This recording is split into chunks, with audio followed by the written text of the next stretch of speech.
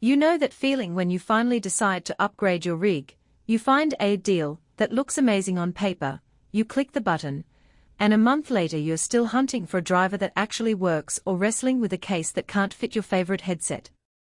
That regret is why a lot of people stick with cheap, bare-bones desktops that promise a lot, but end up being more of a hassle than a help. The question is whether the Continuum Micro gaming PC can actually break that cycle and feel like a smarter buy instead of another disappointment. Link is in the description if you want to check the product details on Amazon. When I started looking at pre-built gaming machines, the biggest hesitation was the trade-off between price and performance. I've gone through a couple of budget rigs that looked good on the spec sheet, but turned out to be bottlenecked as soon as I tried to run modern titles at 1080p or higher.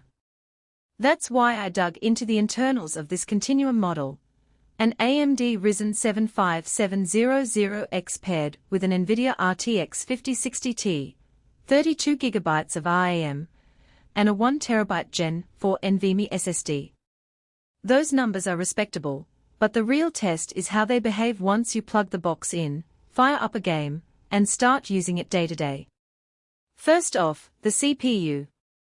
The 5700X has 8 cores and 16 threads place it comfortably in the upper mid-tier for both gaming and multitasking. In my own experience, this means you can have a Discord voice chat, a web browser with several tabs, and the game itself all running without noticeable stutter. It's not a studio-grade processor that will shave seconds off a video render, but for a gamer who also streams or does light content creation, it handles the load without resorting to thermal throttling. That's a practical strength because many pre-built combos skimp on cooling, which forces the CPU to downclock under sustained loads. Continuum's assembly in the USA includes a decent airflow design, so the chip stays around 70 degrees during a typical 30-minute session of Elden Ring, and I didn't see the performance dip you sometimes get with cheap cases. The GPU deserves a closer look, because that's where a gaming PC either shines or falls flat. The RTX 5060 Ti sits a step below the more common RTX 3060, but offers a newer architecture, and, crucially, 8GB of GDDR7 memory.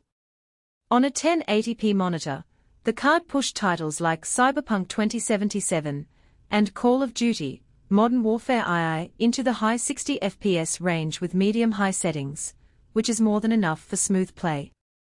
If you're looking at 1440p, the card still holds its own, delivering solid 4,555 frames per second in most games.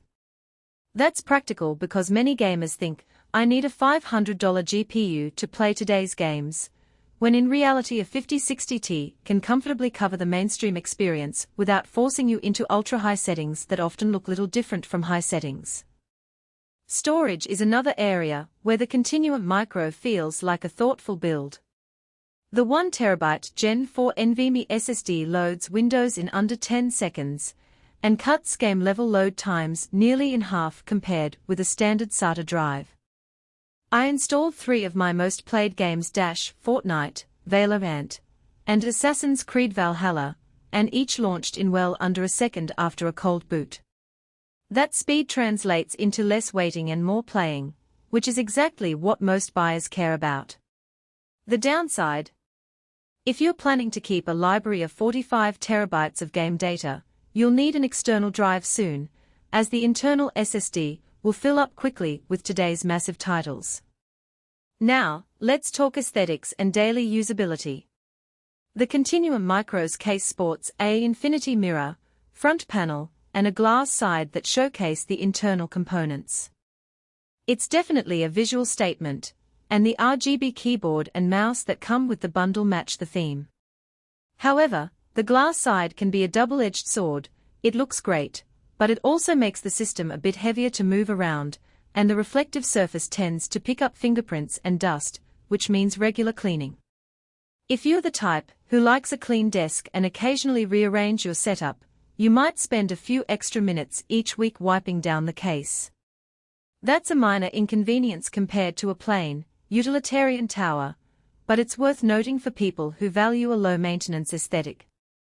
One practical weakness that popped up during testing is the limited upgrade path.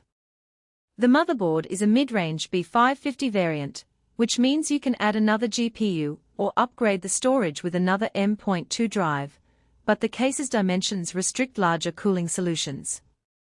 If you ever want to push the GPU beyond its stock clock with a massive aftermarket cooler, you'll run into space constraints.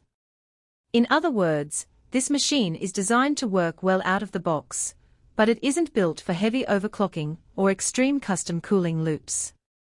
For most gamers who aren't planning to become PC tinkerers, that's fine. For hardcore modders, it could be a deal breaker.